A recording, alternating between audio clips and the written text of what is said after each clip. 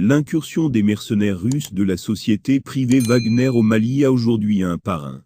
Il s'agit du régime algérien, qui aurait promis à ses interlocuteurs maliens et russes de financer jusqu'à hauteur de 70% de l'effort de guerre, qui serait engendré par l'accord militaire conclu entre Wagner et les autorités maliennes, rapporte le site parisien Algérie Par. La société privée russe Wagner, une sorte de légion étrangère, déployée par le Kremlin en Syrie, en Libye et en République centrafricaine, serait aujourd'hui opérationnelle au Mali. Il aurait pour objectif déclaré de former les FAMA, les forces armées maliennes, afin de sécuriser le pays, mais également d'assurer la protection de la capitale Bamako, et des personnalités officielles maliennes en déplacement dans le pays. L'Algérie ne verrait pas d'un mauvais œil le déploiement de la force paramilitaire russe au Mali et la fin de l'opération Barkhane. Les relations entre Paris et Alger vont de mal en pis depuis quelques semaines. Et à travers le financement de la société Wagner, Alger détiendrait une carte de négociation majeure qu'elle pourrait faire jouer quand cela sera nécessaire. Mais selon les sources de Maghreb Intelligence, l'autre volet de cet accord serait le recrutement, l'armement et l'entraînement par les Russes de Wagner, d'une force d'élite composée d'éléments du Polisario et des certains rebelles Touaregs, afin de mener des opérations d'éclat contre le mur de défense marocain. Depuis le mois de novembre 2020, et le nettoyage par les Marocains du passage frontalier de Guergarat, le Polisario soutenu militairement par l'Algérie, n'a jamais pu mener la moindre opération contre les forces armées marocaines, malgré plus de 200 communiqués triomphalistes. Aujourd'hui, Wagner apporterait son expertise pour le Polisario, puis se prévaloir d'un acte militaire significatif contre le Maroc, notamment à l'approche de date anniversaire de la sécurisation du passage de Guergarat par l'armée marocaine. Il faut savoir que depuis le 13 septembre dernier, le rapprochement des militaires maliens avec la Russie est un secret de polichinelle. La prestigieuse agence de presse Reuters a même révélé que le groupe Wagner serait payé environ 9,15 millions d'euros par mois pour ses services proposés au Mali. L'accord pourrait également garantir à la société russe l'accès à 3 gisements miniers, 2 d'or et 1 de magnésium, avait expliqué aussi Reuters. Diverses sources sécuritaires maliennes ont confirmé ces informations à la presse internationale en indiquant que les mercenaires russes seraient chargés de former les forces armées maliennes, FAMA, et d'assurer la protection de certains hauts dirigeants maliens, mission qu'effectue déjà le groupe Wagner en Centrafrique. Des sources proches de l'institution militaire algérienne certifient, pour leur part, que l'Algérie n'est guère hostile à un déploiement d'une force paramilitaire russe au Mali. Au contraire, Alger se réjouit de cette perspective, et elle avait depuis le mois de septembre dernier envoyé des signaux positifs à Moscou pour l'encourager, dans ce projet d'implantation au Mali. Mieux encore, le haut commandement militaire algérien a dépêché au mois de septembre dernier des émissaires à Moscou, pour assurer aux partenaires russes un soutien logistique important, si une nouvelle base militaire russe est officieusement installée sur le territoire malien. D'après les mêmes sources, l'Algérie veut à tout prix privilégier un partenariat stratégique avec la Russie, pour supplanter la présence militaire française au nord du pays. Les militaires algériens sont partisans d'une influence plus accrue de la Russie au Sahel, pour contrebalancer l'influence française, qui n'est plus appréciée par le régime algérien en raison de plusieurs différends majeurs sur la politique qu'il faut mener au Mali, pour ramener la stabilité du pays. Il est à souligner, par ailleurs, que le régime algérien a décidé de miser essentiellement sur les jeunes colonels de la junte malienne, pour nouer une solide alliance dans la région. Et pour marquer ce soutien, la diplomatie algérienne a été particulièrement active à Bamako.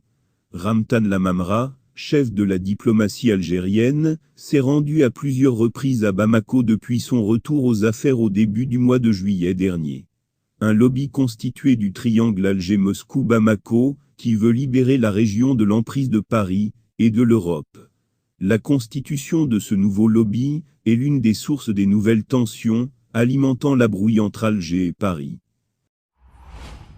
Le secrétaire général des Nations Unies, Antonio Guterres, a attiré l'attention dans son rapport au Conseil de sécurité sur le Sahara marocain, sur les détournements par le Polisario de l'aide humanitaire et financière destinée aux populations séquestrées dans les camps de Tindouf.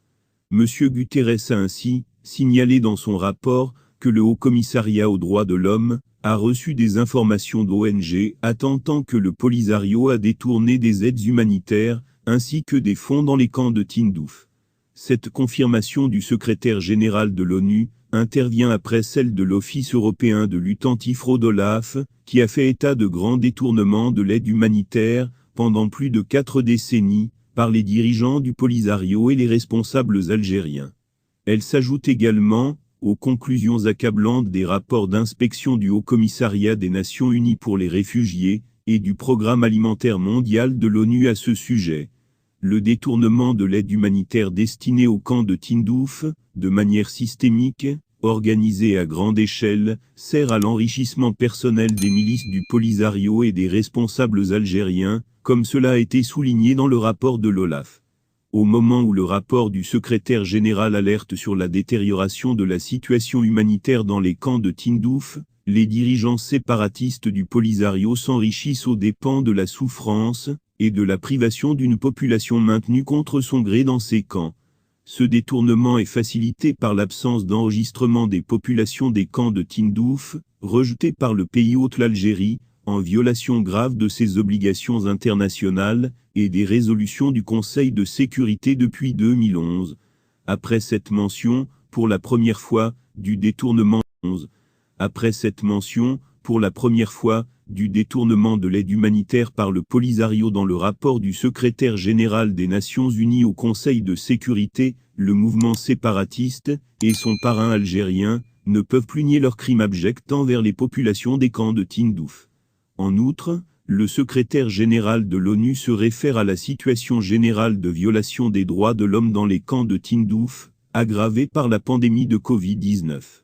En effet, la pandémie a ravagé ces camps qui ont connu une deuxième et une troisième vague, comme souligné par M. Guterres dans son rapport.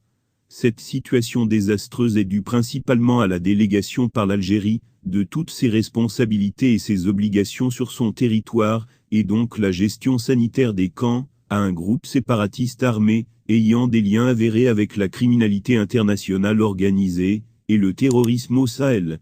Par ailleurs, le secrétaire général des Nations Unies, Antonio Guterres, a fermement dénoncé dans son rapport au Conseil de sécurité sur la question du Sahara marocain, les restrictions drastiques et inacceptables imposées à la MINURSO par le Polisario, depuis son retrait unilatéral du cessez-le-feu. Le rapport fustige le Polisario pour ses obstructions à la capacité de la MINURSO de s'acquitter de sa mission principale de surveillance du cessez-le-feu, de contrôler les milices de ce groupe armé, et d'observer directement la situation sur le terrain. M. Guterres a attiré l'attention du Conseil de sécurité, que son représentant spécial et chef de la MINURSO ont protesté à maintes reprises contre ces restrictions. Malgré ces protestations, le Polisario a continué d'imposer des limitations importantes à la liberté de mouvement de la MINURSO, lui interdisant de réaliser des missions logistiques et de maintenance affectant la réparation, maintenance et rotation des équipements, ainsi que l'approvisionnement même de la mission onusienne en fuel et produits alimentaires. Cette situation a poussé la MINURSO à réduire de 30% le nombre de ses observateurs militaires à l'est du dispositif de défense. Le secrétaire